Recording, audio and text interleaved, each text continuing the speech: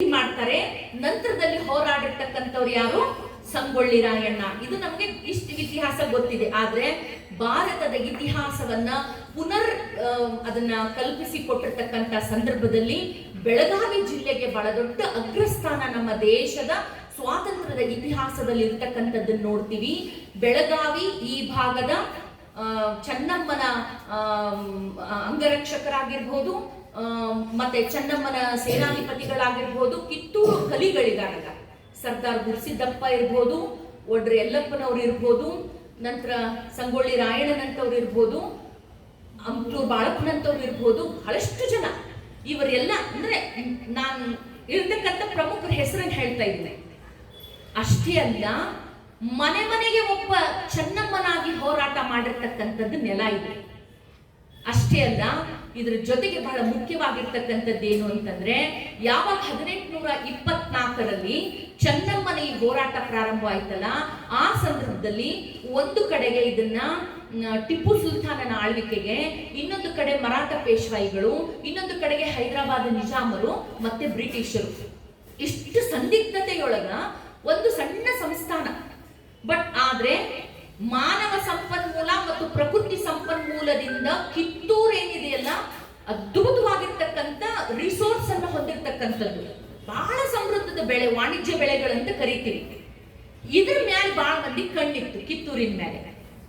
ಕಿತ್ತೂರು, ಸಂಪಗಾಮಿ, ಖಾನಾಪುರ ಮತ್ತೆ ನಂತರ ಬೈಲಹೊಂಗಲ, ಈ ಪ್ರದೇಶಗಳು ಇವತ್ತಿಗೂ ವಾಣಿಜ್ಯ ಕೇಂದ್ರಗಳಂತ ಕರೀತಾರೆ ಅವುಗಳನ್ನ.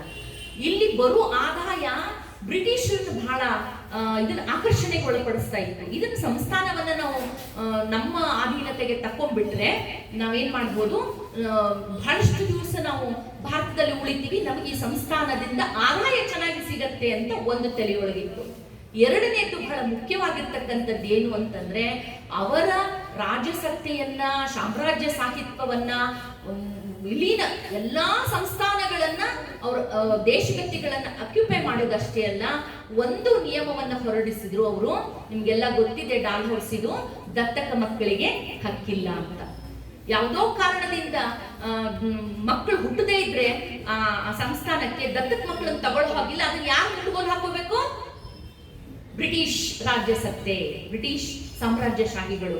ಇಂತಹ ಬಹಳಷ್ಟು ಅಮಾನವೀಯ ನಡೆಗಳ ಮುಖಾಂತರವಾಗಿ ನಮ್ಗೆ ಆಂಗ್ಲರು ನಮ್ಮನ್ನು ಆಳಿರ್ತಕ್ಕಂಥದ್ದು ಇದೆಯಲ್ಲ, ಅದು ಇವತ್ತಿಗೂ ಕೂಡ ನಮ್ಗೆ ಬಹಳ ಒಂದು ನಮ್ಮ ನರನಾಡಿಗಳಲ್ಲಿ ನಮ್ಮನ್ನು ಇವತ್ತಿಗೂ ಕೂಡ ಬಡದೆಬ್ಬಿಸಬಹುದಾಗಿರ್ತಕ್ಕಂಥ ಕಥನಗಳಿದಾವೆ, ಬಹಳಷ್ಟು ರೋಚಕ ಕಥನಗಳಿದಾವೆ.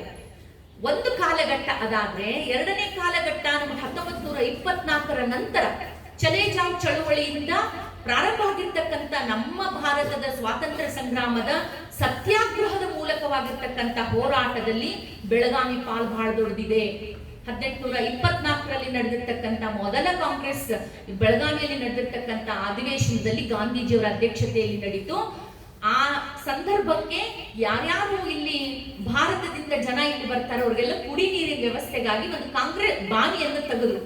ಅದನ್ನ ಇವತ್ತಿಗೂ ಕಾಂಗ್ರೆಸ್ ಬಾವಿ ಅಂತ ಕರಿತೀವಿ ನಾವು. ಅದನ್ನ ಕಾಂಗ್ರೆಸ್ ಬಾವಿ ರೋಡ್ ಅಂತಾನೆ